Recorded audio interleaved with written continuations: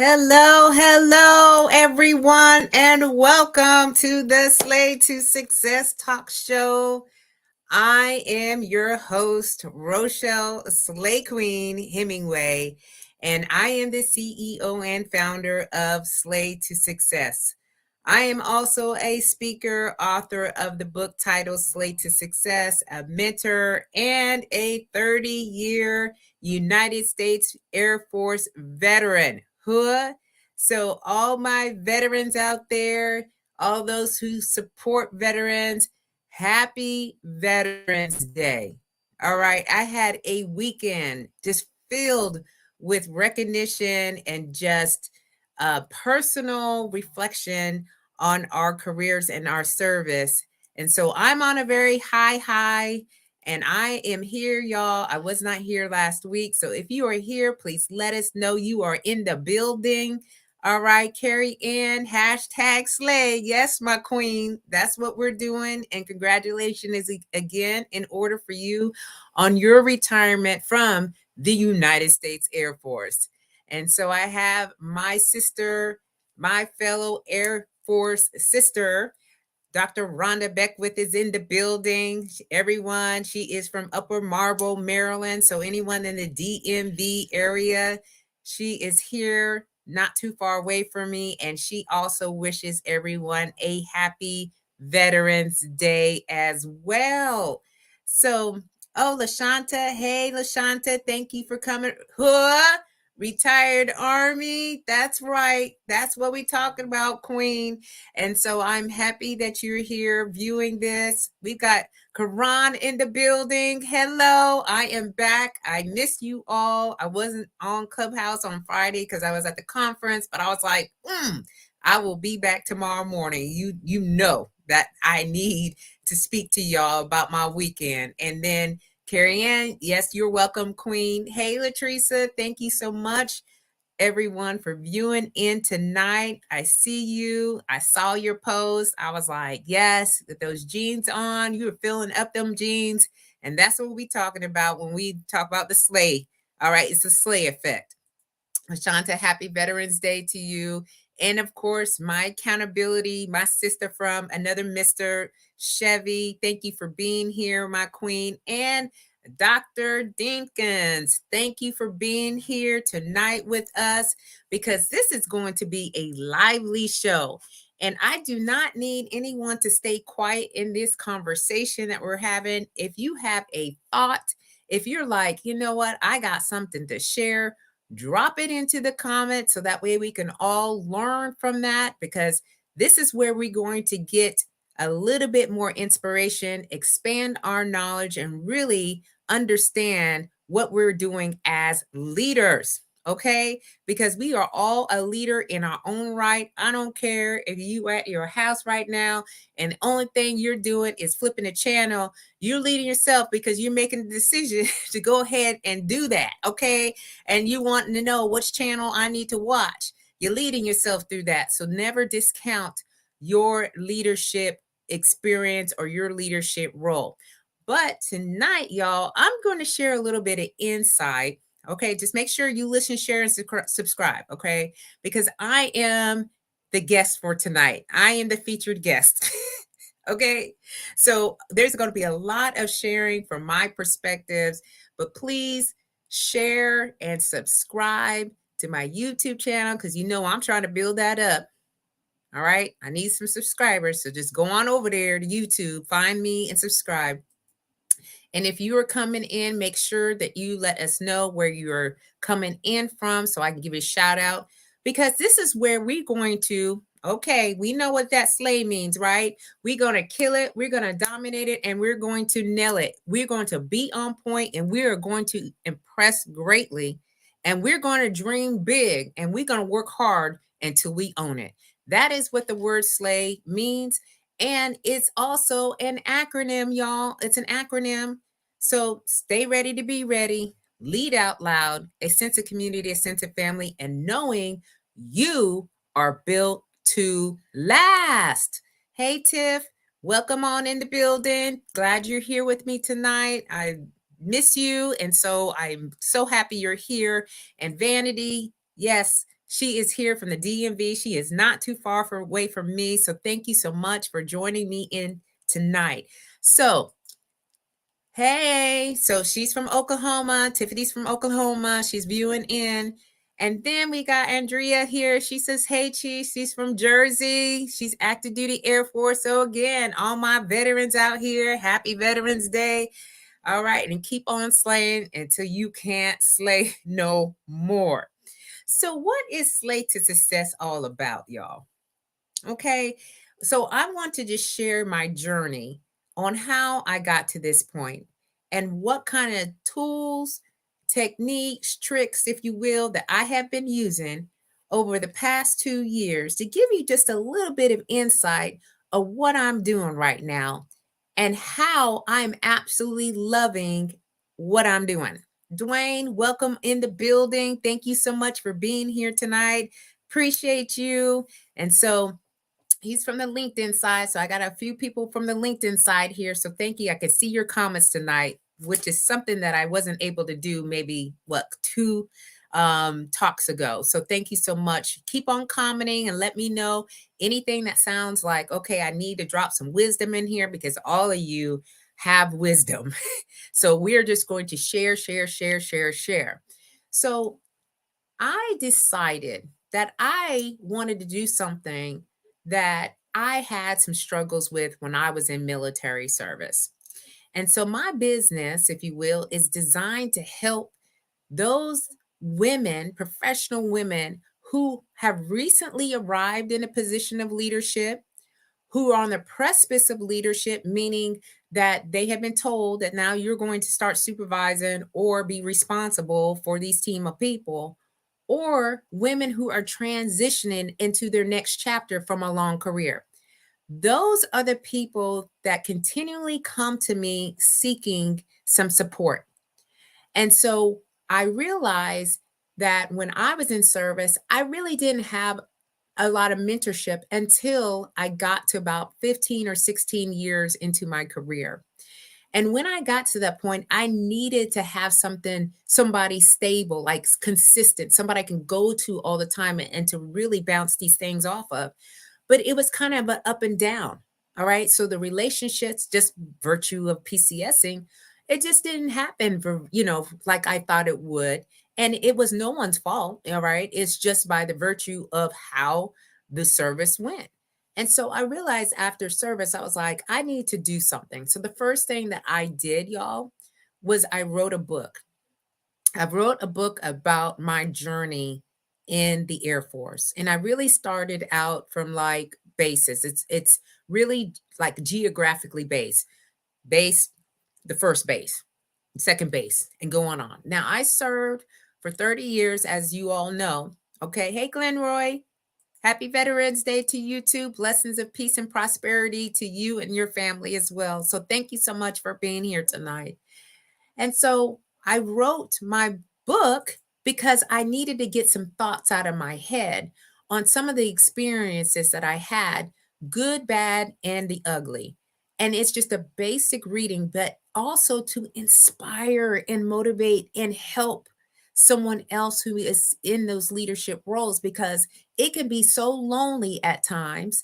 And then you think, hey, I'm the only one going through this. Hey, my queen. Hey, Judy. She is another Air Force sister. I was stationed with at Yokota Air Base. All right. So thank you, my queen, for being here, and happy belated birthday as well, because I know that showed up for you. So thank you so much for being here. And so I decided, okay, all right, writing this book. Now, what now? Well, I said, well, I'm going to go out and I'm going to start speaking. And so I received several opportunities to go to military bases and to speak as their keynote speaker at their induction ceremonies or their annual awards, which is a lot of what I love to do, is just to give back as much as I can. And in that, I also found out that I can also provide mentorship.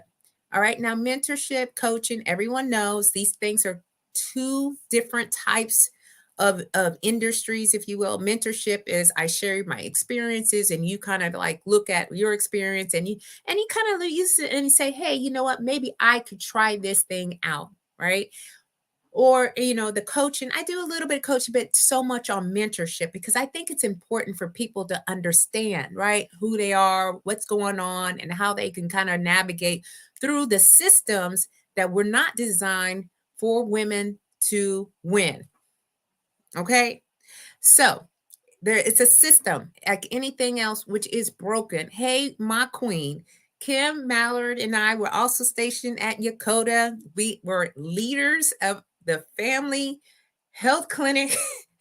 And I'll tell you what, we learned a lot through that. So thank you. And then she crossed over and went over into the Army hood. So happy Veterans Day to you. And thank you for showing up here tonight in this space. And please, please add value as we have this conversation, because I know a lot of things that we both kind of went through. We can definitely help someone else. So I do mentorship and speaking, but I also do consultation. So most of you all know that I am facilitating leadership discussions for first time and intermediate level supervisors for Air Force Global Strike Command. It's called the Strikers Leader Course. So I do that for a week, once a month, and sometimes twice a month, just depends on what the schedule is. So I absolutely love leadership. Okay. I think because I failed a lot. And so I had to learn a lot from the failures. And so when I share, please understand that I'm coming from a good place. All right. And I've seen a lot. I've been through a lot. Now, I may not look like I've been through a lot, all right, because this sister is trying to keep it all together as far as, this aging process is. So I'm trying to dial back time. But I'm seriously looking at so many ways to help women not only maintain their seat at the table, but to also look into transition and ask yourself a whole lot of questions so you can become who you want to be in the next chapter. And you ain't sitting on your dreams, goals, and aspirations because you're stuck and you don't know what to do. I help women a lot. I have several clients. Okay. So I have clients that I am actively working with right now as to moving them from this transition, like, oh, I was wearing a uniform, I don't know who I am now, to this is the person I want to be. And so we are crafting the plan so that way they can start moving out and doing what they want to do. So when I talk about leadership, we're going to talk about 3 different things here, y'all. Okay. Leadership, wellness, and mindset. And I'll do a little bit of storytelling along the way.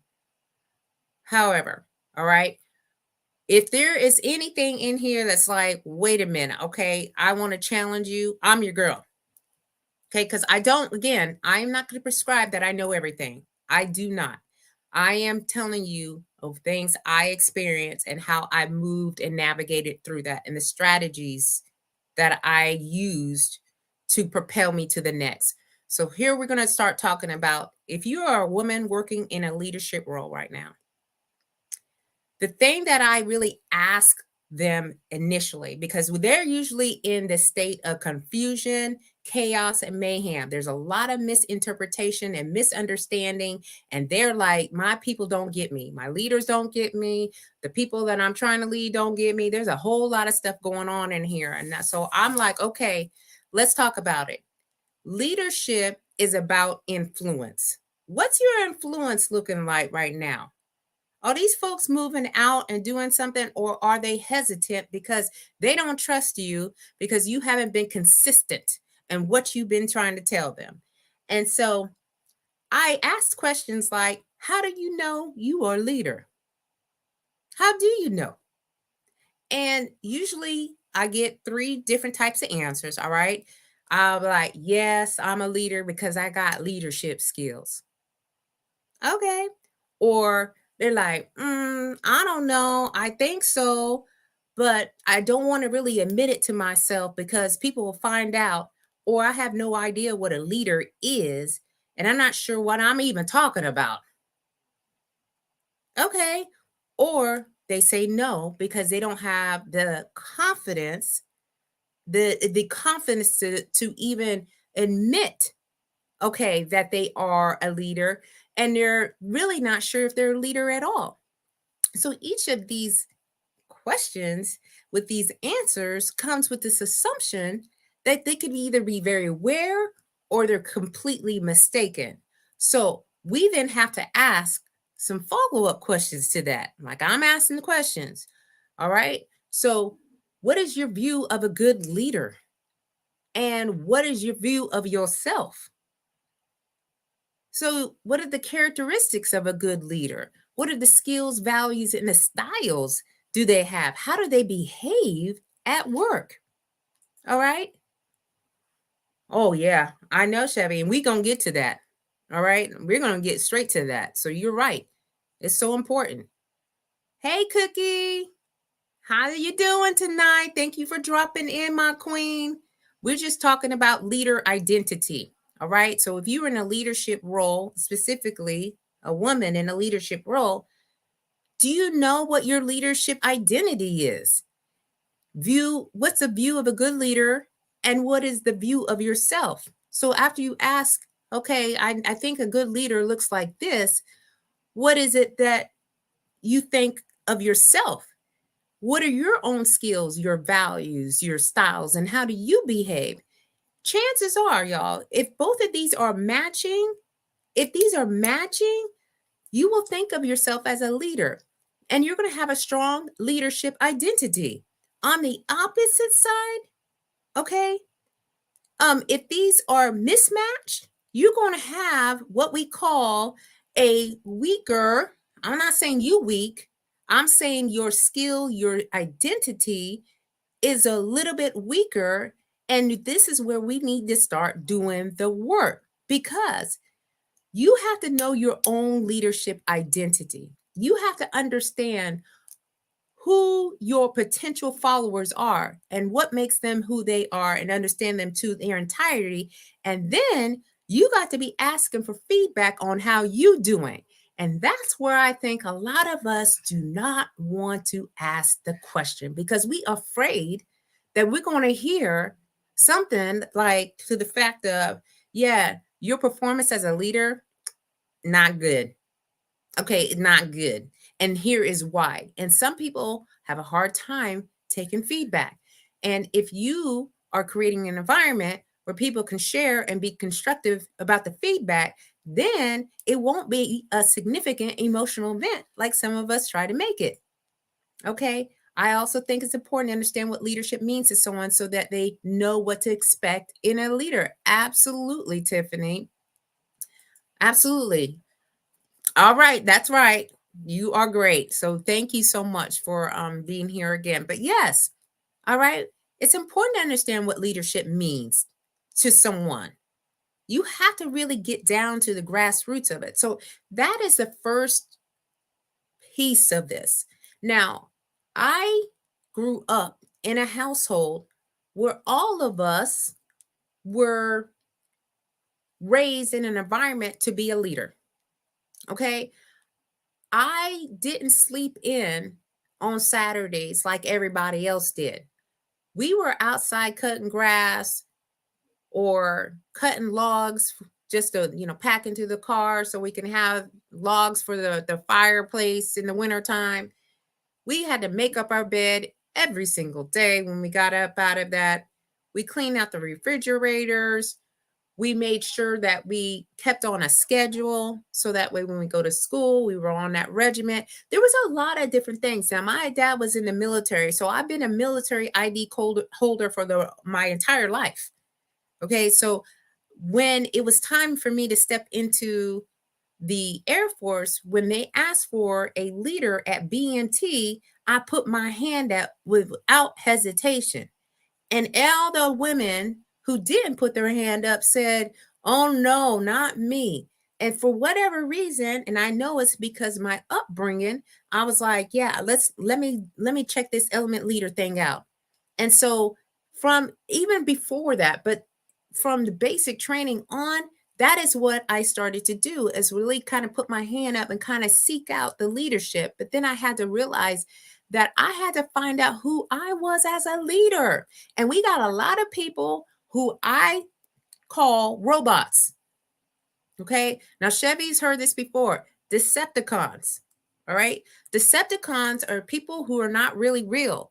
They are talking the line, they're saying the institution, whatever it is, and they're just trying to share with you all, like, hey, we're supposed to do these policies, these regulations, this and that, but you don't see any genuinity in it. There's no sincereness. There's nothing. They're just seeking information so they can manipulate.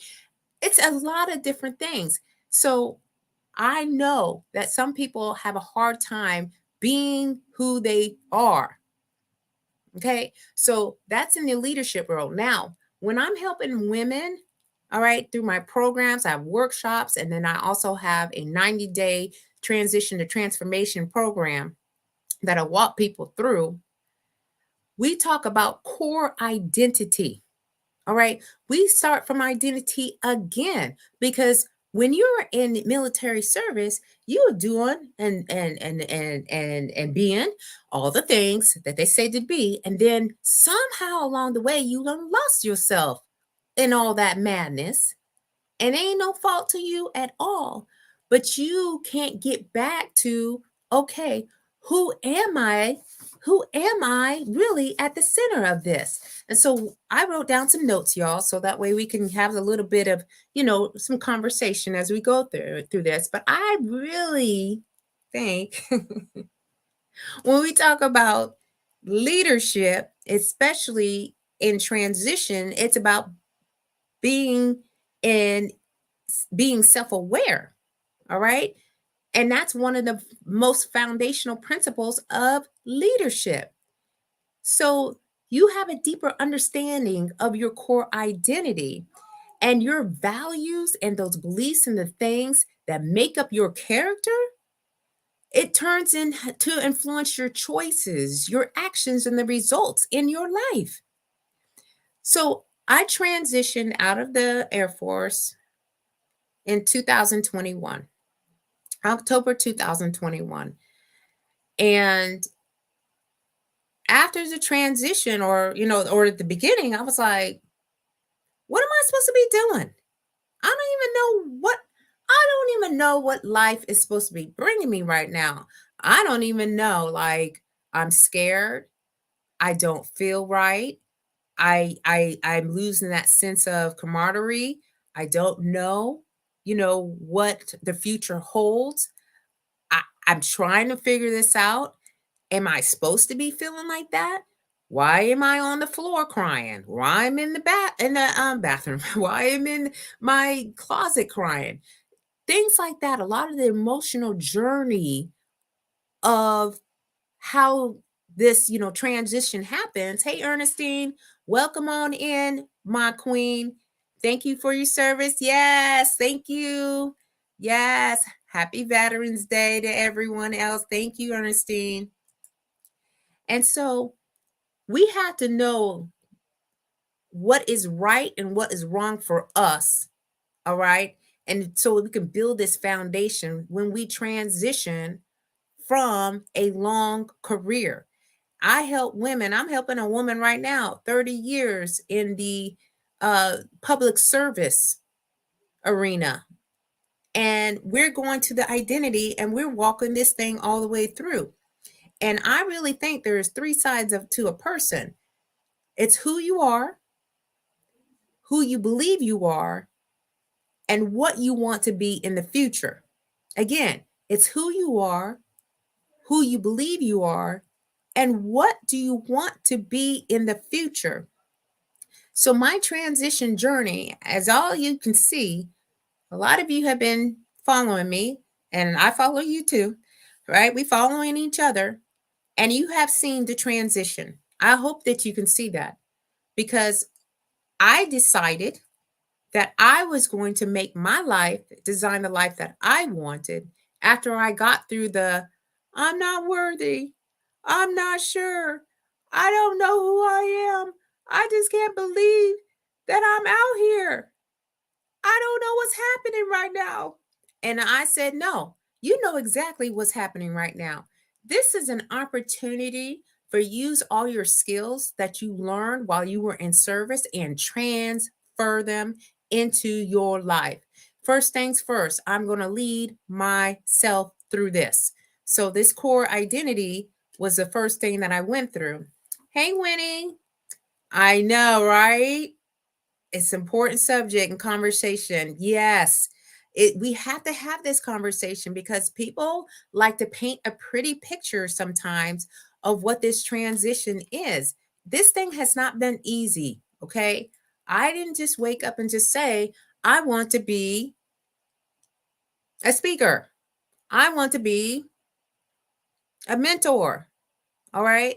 I want to start my own business. I want to write this book. I want to go to college and get my master's degree. This stuff didn't happen overnight. It's been a slow moving target, but I have goals for myself. And so we have to create these goals so that way we have something to look forward to every single day to get to the woman that you want to become in this next chapter. All right. So people do a lot of talking. As I've always said, there's a lot of talking going on, but there's not enough action. This is where you have to put in the work. You got to put your money where your somebody tell me what that phrase is, because you know me, I don't know a lot of these phrases, but that's what we have to be doing. So self-worth, I had to learn to place value on myself. We have to know, we have to be confident in who we are, and then we have to be we have to understand what this thing is. So okay, Judy, the military was another foundation that sets us up for the next, just like your home life as a child. Yes, absolutely.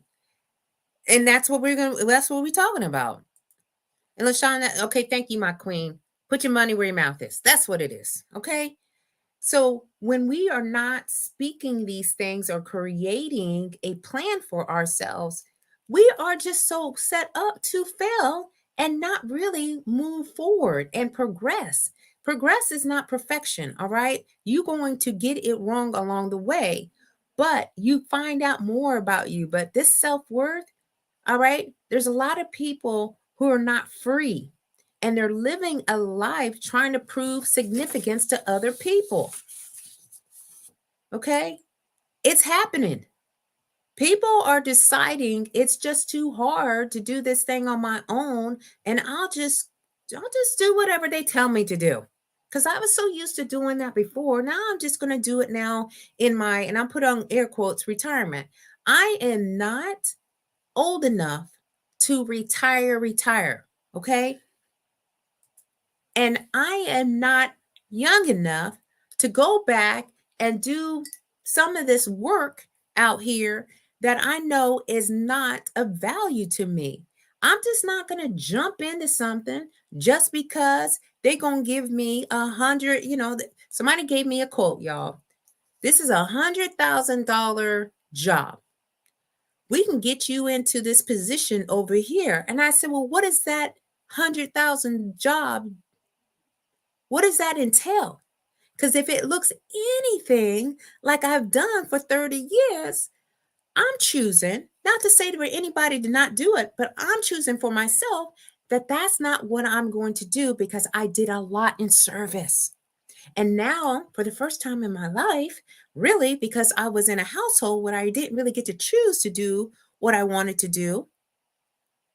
Now in this life, I'm choosing me. And I'm choosing to do things differently.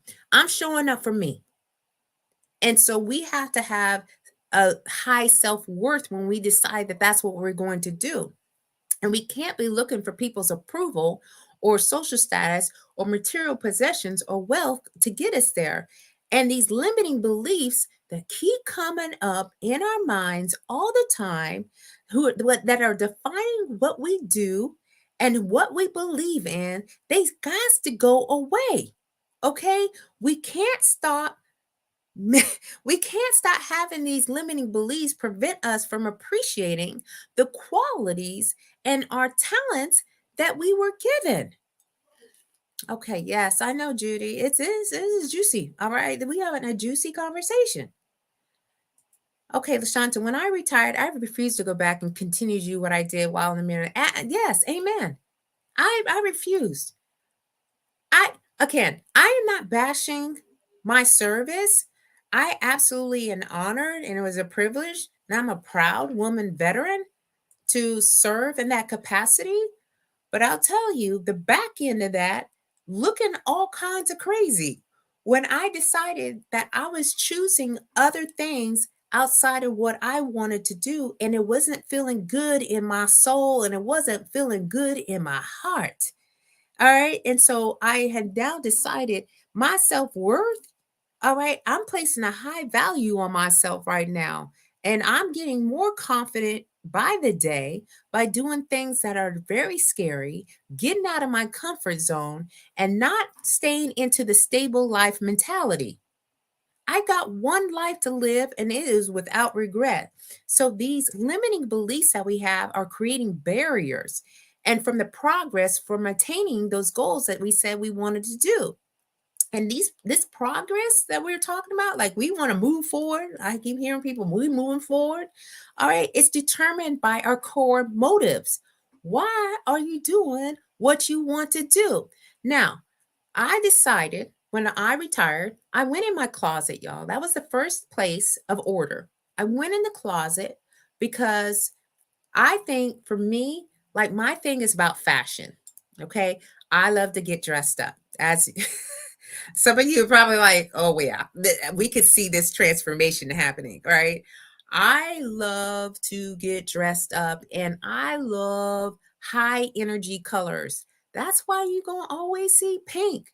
All right. And I don't care who don't like the color pink. It's what I like. And now when I step out, I don't even think about it, y'all. I just go. If I see a shirt, pants, clothes, whatever it is, and it's speaking to me, I go ahead and purchase it and I don't contemplate about it like I used to when I say, well, that's just too loud. No, they ain't gonna like that. Like that ain't gonna fit in this. Now I know there's we all knew the standards when we were in the military, certain hair color or hair colors, hairstyles, fingernail polish, all these things. I'm not talking about that, all right? Because that's by the condition of employment. But when you move past that and you're into another arena, it's like after a long career, do something different. Try new things out. And this is what builds confidence to build self-worth. And then what do you really think about yourself? Do you even love yourself? I know some women who don't even love themselves. I was in a 3-day conference, y'all, okay, with women veterans. And some women didn't even love themselves because they were guilty and shameful, as they said, from leaving their children behind when they had to go on deployments or having to go TDYs, all right, or picking this assignment that separated the families from another, all right, and so they just didn't love themselves.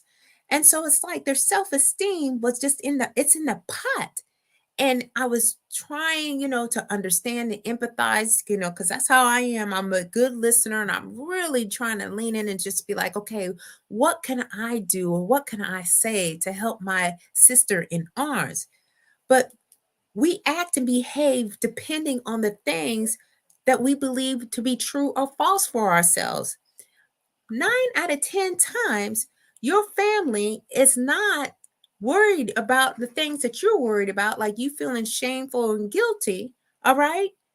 And so, it is a service. And so sometimes we got to get past that. Right.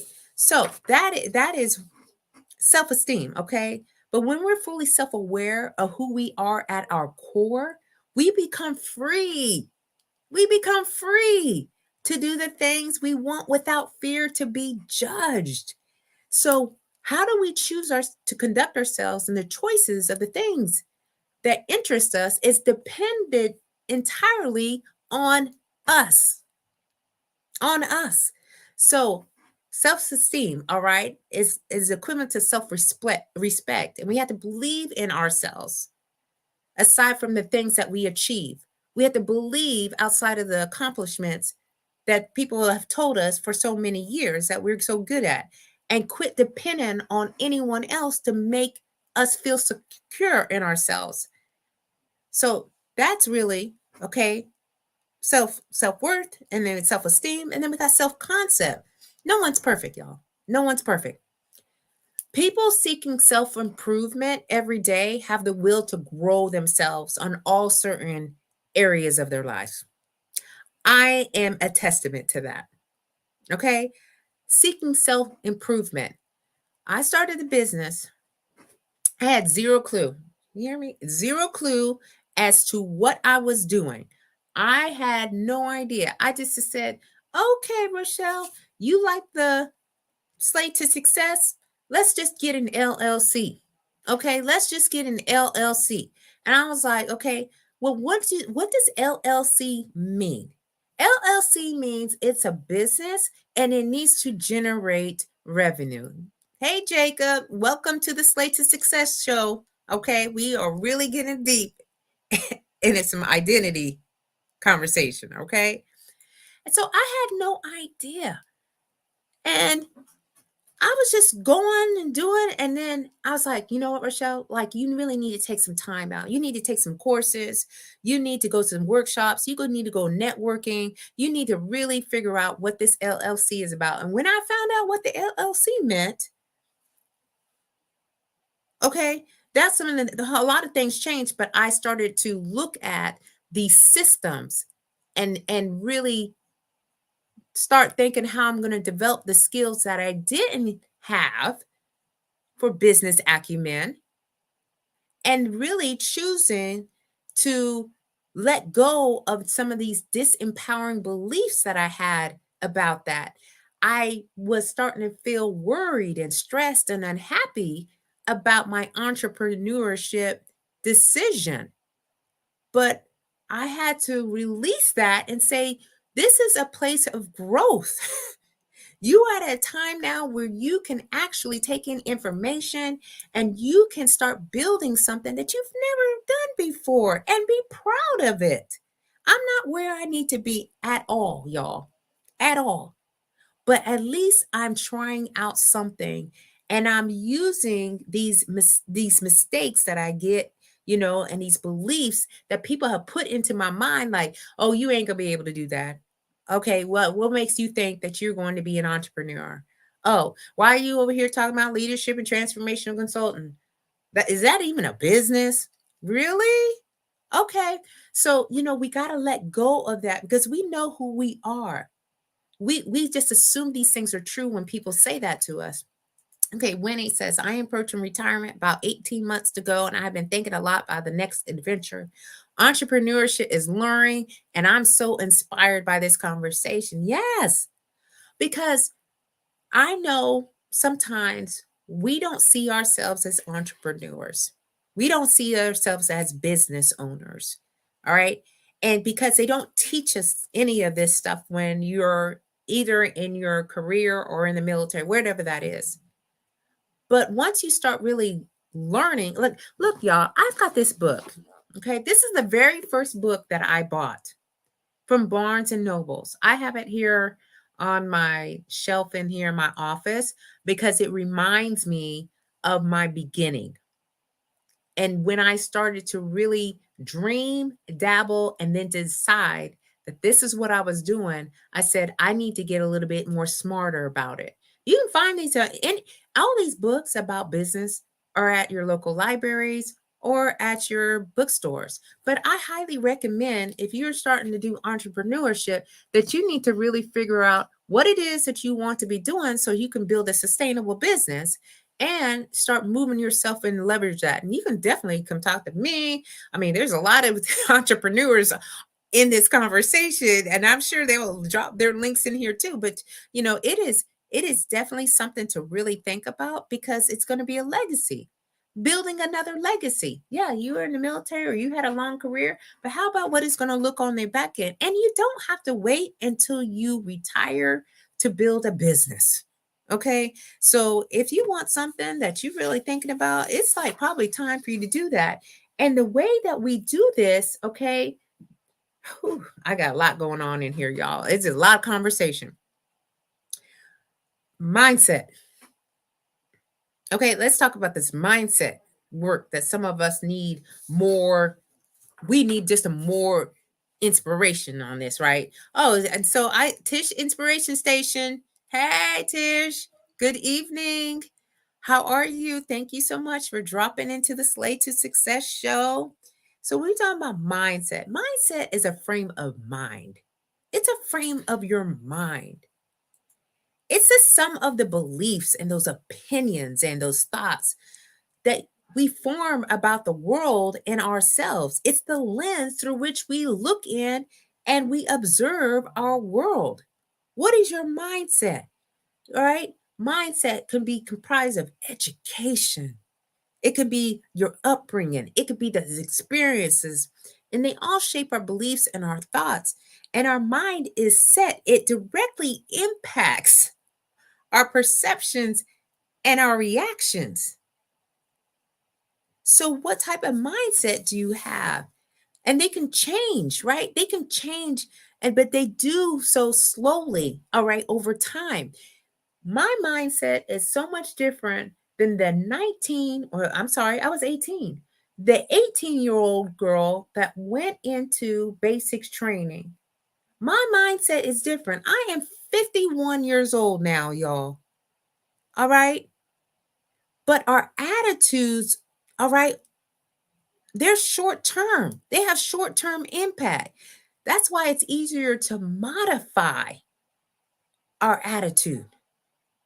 So our mindsets are deeply, deeply ingrained in our beliefs, and it requires extra effort to change them. This is why I talk about being deliberate. Yes, yes. I'm going to let this thing go because I know I had 3 days of a conference for women, and this is one of the things we were talking about. I was like, you know what? We're going to talk about this mindset. Let's get in over here in a little circle in the lobby, and let's talk about that. Oh, they say I'm having a glass of wine. Girl, I got some tea right here. She's trying to clear her mind before a new week begins. Yes. Yes. Okay, you circle back, Judy. Thank you for dropping in. Circle back. It'll be on there on my page to go back to. So have a good evening, my queen. Okay, so yeah, people with mindset believe that talent alone leads to success. Talent alone leads to success. That's not true, y'all. Okay. We have to have this mindset. All right. And it encourages to put in the extra time and the effort. And that effort leads to higher achievement. I am in, and I'll call it the grind. And it's my own grind. It is not grind defined by anybody else. It's my own grind. I am in the grind of building a business. And when you build a business, I tell you, there's a lot that goes into it, but that's my mindset. I know what mindset I need. I need to have the right money mindset. I need to have the right negotiating mindset. I need to have the right conversation mindset in all these different areas. And it has changed and morphed over time. I can't talk to folks the same way that I talked to them in the military, now in the civilian sector. We got some folks who are stuck in the framework that they go in, they introduce themselves as I'm chief this, or I'm sergeant that, or I'm, retired United States Air Force this. That is not the way, especially when your mindset, okay? So you have to have a introductory, like this is who I am now. You got to change that. And right. And I know it takes some time, but there are so many other types of mindsets besides the fixed and the growth mindsets. But we are using this lens that affects us when we're dealing with our emotions. And this negative mindset that some of us can have can amplify these negative feelings and get us stuck in rumination. And so our mindset can create, okay, two things, either limiting our potential or they liberate it. All right. Either they're limiting our potential or they're liberating. I'd rather be liberated. Okay. I know what I want and I'm getting after it. I don't wait for anybody to give me permission. I am writing my own permission slip. Okay. We were talking about that during the conference. I'm writing my own permission slip on what I want to do. All right. Now, yes, I have responsibilities, as most of us do. I have a family. I have my son, our son, and I have my husband. And yes, we have family obligations, responsibilities, but I'm having an open mind. I just don't stay in this one fixed thing. And okay, there's a lot of things that are happening. Okay, here's some things that I wrote down. All right. Now, first of all, we love being right. I know me. I love being right. All right. I get into a debate, I'm just waiting. I'm just like, you know what? I'm ready. Because the queen always stay ready. I'm ready for this conversation. I got to be right. But the trouble with this is it stops me from paying attention to other people's perspectives. And instead of learning, I'm just caring about winning the argument. And then again, I'm not going to have the right mind. I got the right or wrong mind versus the open mind. Or, some of us might be in the victim versus accountability stage. All right. Self pity is a dangerous choice. Self pity is a dangerous choice and it is a danger zone. When we're sitting there, we're playing the victim and we are losing control of our life. Period, point blank. Because instead of taking action like we know we're supposed to be doing, we blaming others for things that are going wrong. This is what happens when we're playing the victim role. And it is a lose-lose situation. No one is coming to rescue us. No one is coming to rescue us. And life requires that we own our actions. I know people who are in self-pity. I know that they talking about, oh, well, it's me. I can't be doing this. I don't have the right resources. I don't know the right people. I don't know what to do with myself. Okay. Look, there are real life situations going on, and I am not trying to discount that at all. I know people who are going through a lot of hard, difficult situations right now.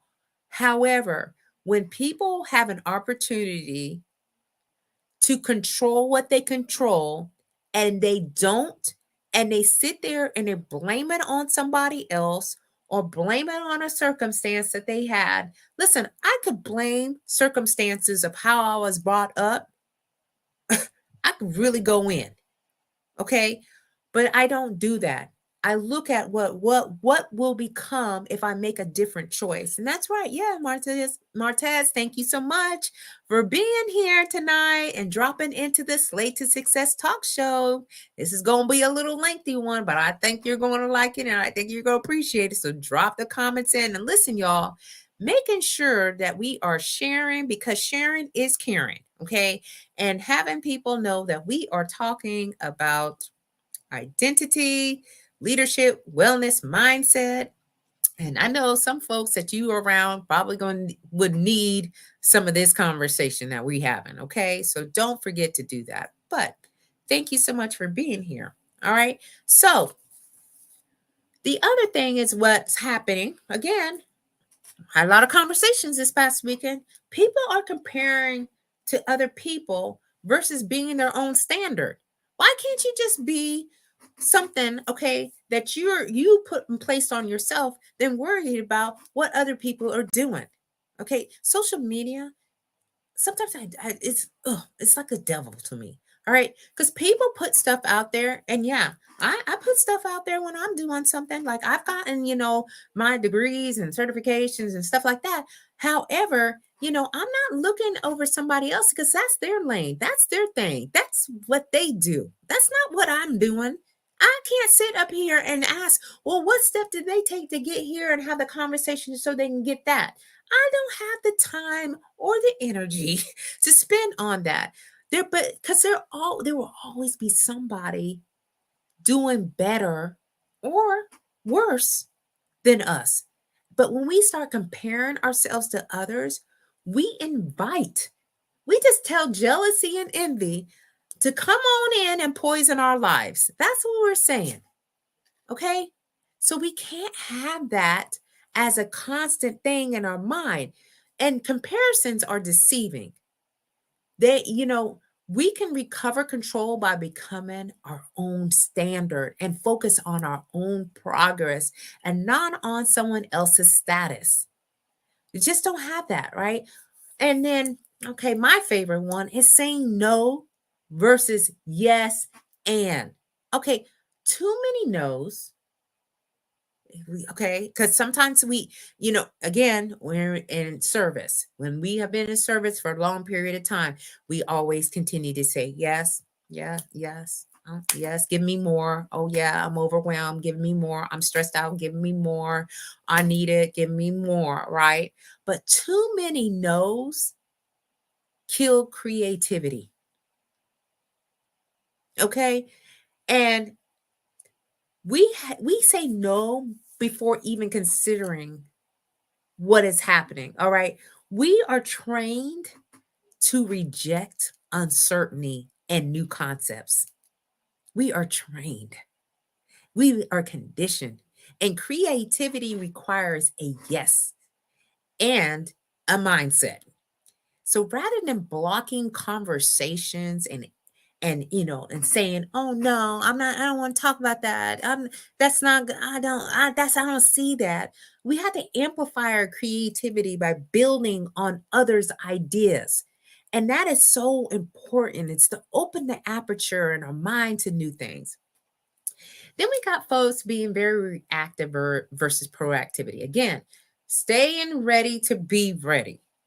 Why is it every time something happens, people just jump in and be like, you know what? I want to solve this today. I want to just create something here, right? And I'm like, can we be a little bit more proactive? Because I know reactive people, they believe they're not responsible for what they say or do. They don't control their choices, and they let their circumstances control them. And proactive people, all right, they don't waste time, energy. They ain't got time for all this. They focus on what they can manage and they think through. All right. We thinking through scenarios, reprioritizing and focusing on the future. And this proactive mindset puts us in the control seat. So we have to be proactive. And then why are some of us so fearful? We are scared of our own shadow. I was like, oh man. So now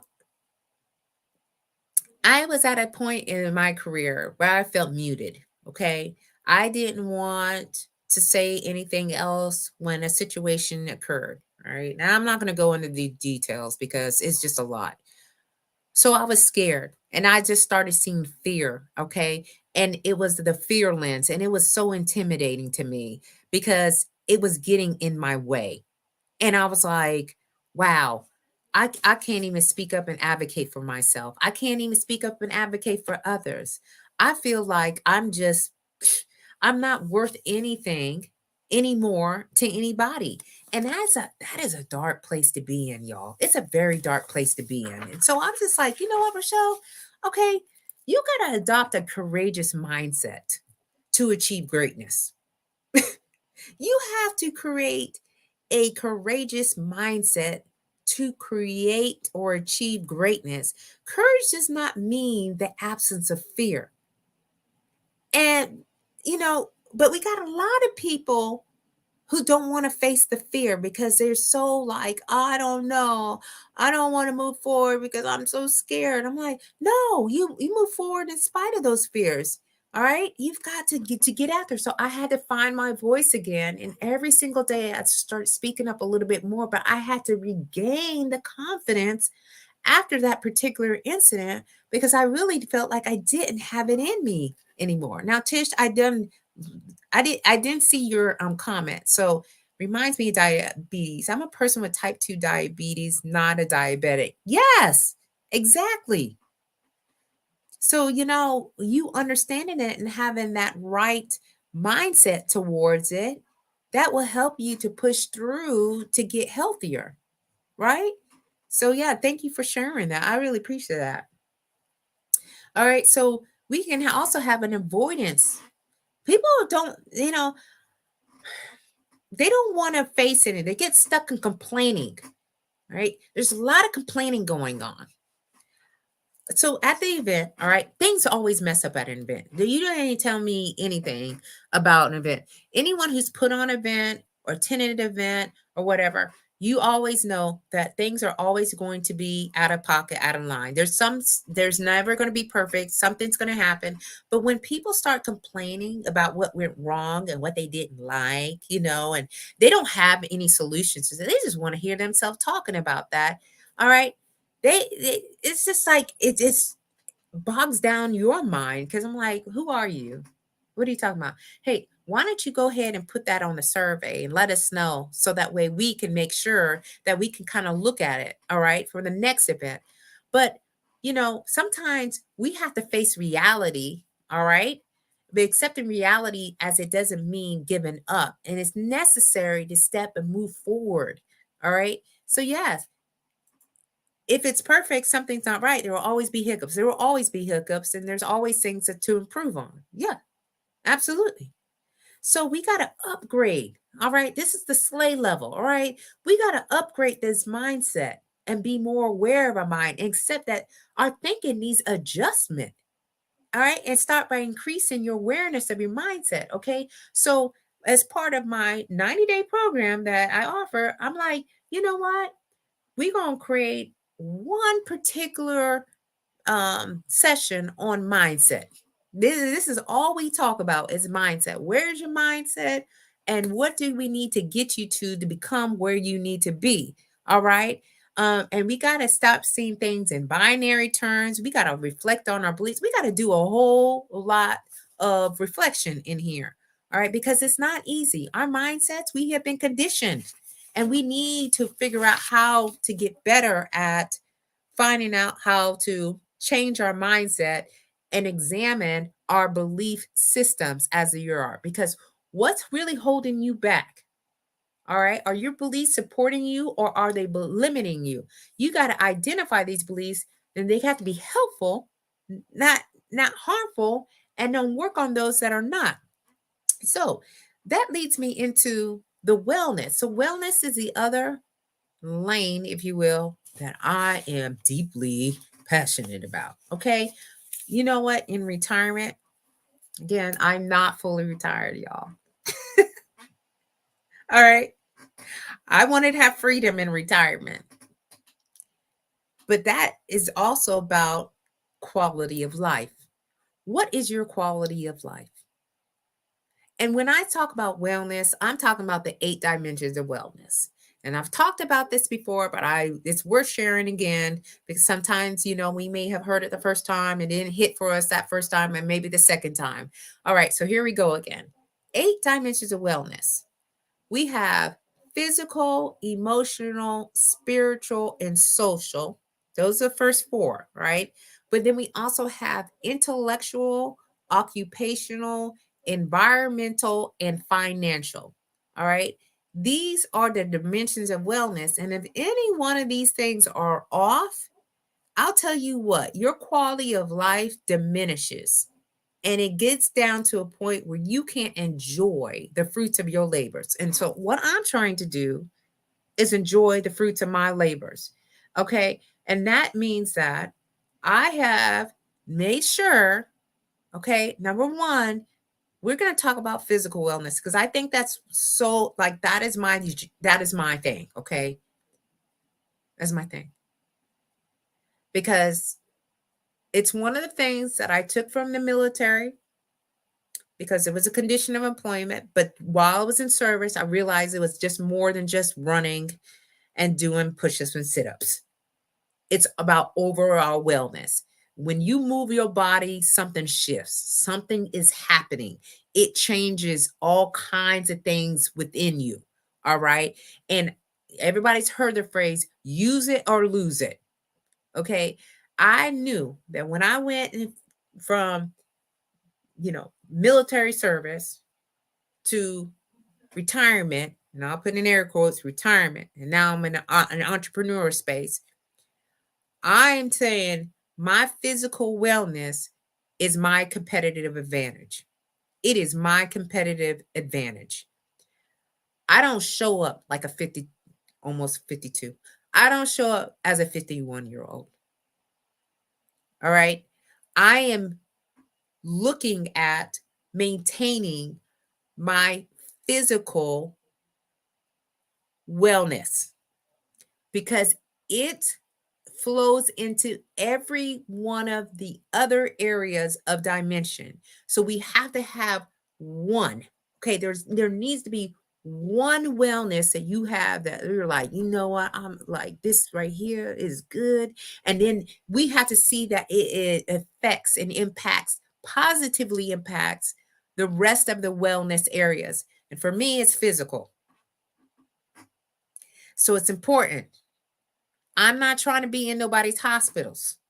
Okay. I'm not trying to take a whole bag of pills. I don't want assistance in walking and canes and all this other stuff that I am seeing. I don't want to carry around things that I don't need. Okay. I used to smoke. Okay. For some folks who probably like, oh my gosh, this is so foreign to me. Yes. And if this the light got crazy on me, I think because I was moving and shifting, y'all. But I used to smoke 10 cigarettes a day from the time that I went into the military until the year 2000. So that was a span of almost 10 years. And I decided that I was not going to smoke one day. And I threw half a pack of cigarettes, at the time I was smoking Newports, in the trash. And I walked away from smoking because I was teaching group fitness classes. How is the group fitness instructor teaching a 60-minute class, getting into their vehicle and smoking a cigarette? It was just counteractive to what health is about. And I was like, and this is not good for me. All right. I used to weigh 200 pounds, y'all. This is why I talk about the transformational piece. All right. It's not only about just the leadership, but leadership in itself, it helps you to transform into other things. And so I used to weigh 200 pounds before I went into the military. And I weighed 200 pounds when I gave birth to AJ. Okay. I decided that that is not the life that I want to live because I know the effects, okay, of chronic diseases. So when you have a passion for something in your wellness queue, it helps you as you move into your next. And so this could be a number of things, right? I started to get more active. So there's no shame in my game. I work out every day. I used to not be very open to that because people judge you. Okay, people judge you and they say, "Oh, you working out too much." Well, you don't know what my body needs. You don't know what I'm doing actually. Understanding, I know what I need for me, and I need to move my body. And again, it gives me open opportunity, right? So like, okay, Tish is in here commenting. I never smoke. I do drink coffee, either black or two cream, oatmeal at home. I allow myself to do a coffee as long as I drink it without sugar. I mean, we all got our vices. We all got our thing, right? So these are all personal choices. I'm finishing a bottle of wine from vacation in August. I drink coffee almost every day, but I do not drink alcohol every day. Yeah. I mean, it's choices. Like I decided my health is very important to me. I had AJ at the age of 37. He is only 13 years old. He is my inspiration to maintain my health. I want to see him go to college. I want to see him have children. Now, outside of natural events to happen, like an accident or something else, right? I do not want to be the cause of my demise from things that I could control.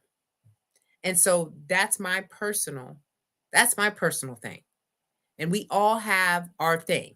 And so whatever that is, that's up to you. But I'll tell you what, being physical, my physical wellness is a competitive advantage. I'm able to sustain in my entrepreneurial journey. I don't get high stress and I'm not worried. I release all these negative mindset beliefs as I'm running or doing burpees or lifting weights. I make sure I'm eating the right foods to fuel my body and this mind, because it all affects the mind too.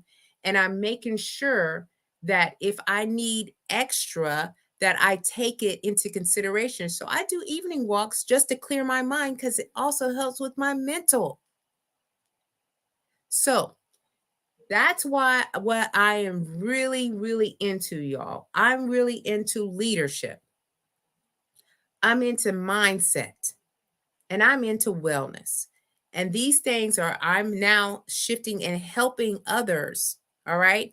I'm helping others, empowering others to make some decisions to transform and design the life that they want to live, especially in the next chapter. And for those that are working in leadership roles, the whole premise about that is maintaining the seat at the table, because our voices need to be in the decision making rooms. Okay. And so that is my passion. That's what I'm doing. And so I know I've been on here for over an hour. And, if I had a guest, we would be on here for a little bit over an hour. But I will stop this conversation before we get too far, because we could be on here for 2 hours, y'all. But that's not what we're doing. Okay, because I know y'all have a lot of things going on. But I do know if you are like, okay, what is the queen doing? All you got to do is scan this, or you can go to www.slaytosuccess.com and you can just peruse. You just peruse. Now, I offer women empowerment events. So if you are in the DMV area, we have one in December, and that is on here. So you can take a look at that. So just take a look, see, and see what the queen is doing. All right. And I just want to thank you all for being here and sharing your time, because you didn't have to be here and listen to this conversation, but hopefully you got some takeaways from this. Hopefully there is something in here that you're like, you know what, I'm just going to be thinking about it. And if you just want to share, you can always book a call with me and we can connect and we can talk about it. Okay. Because I'm not trying to leave anybody behind. If there's people who are really interested in, like, you know what, I need to figure out what I'm supposed to be doing, either while I'm in this leadership role or when I, go and transition. Look, I'm all about it, because the more of us that are doing this and deciding for ourselves, the better this world will be. That's just my thought process. Okay, so thank you so much, everyone, for being here. Yes, you're welcome, LaShanta. You're welcome, Tiffany. Absolutely. And Tish, I saw you have for your health. I'm working on more steps in my day, finding to get water in and making better food choices. And next, I start dancing more. Yes. That's right, Tish. We know what we're supposed to be doing, and you know what's right for you. All right. So choose what's best for you. Okay, everybody. So this was the Slay to Success talk show with your queen. You're welcome. You're welcome. And yes, Dr. Latasha is here. So again, y'all, follow my pages. I will be speaking on her platform. I think it's this Thursday, right, Latasha? I think Dr. Ireland. It's Dr. Ireland, y'all. Okay. But I think I'm speaking on your platform on the 17th, which is in 5 days. Okay. So please, if you are following me on LinkedIn and or follow me on Facebook, check out that. And if you are available at 11 o'clock Central Standard Time, you need to register. The register link is on there. So just find it. Okay. And then we'll see each other again. But I'm looking forward to being on that because it is about Black women leaders, military service. My jam.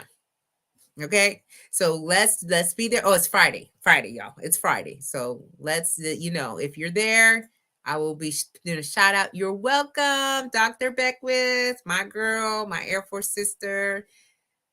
Thank you, Tish. Thank you so much, and I really appreciate you all being here. Okay, so have an amazing, slay amazing week.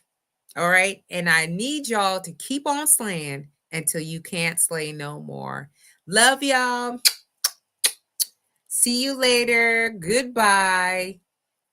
Take care. Good night. Love y'all.